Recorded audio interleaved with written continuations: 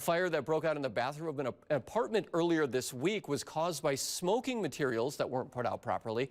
That's according to the fire department. The people who lived there tried using fire extinguishers to put it out before calling 911. The damage was contained to the bathroom and fire crews got both people out safely. Madison Fire also offered tips if you try to use a fire extinguisher. First, call 911. Make sure everyone is out of the house, but also make sure you know how to use that fire extinguisher, and do not use an extinguisher on a fire larger than a wastebasket.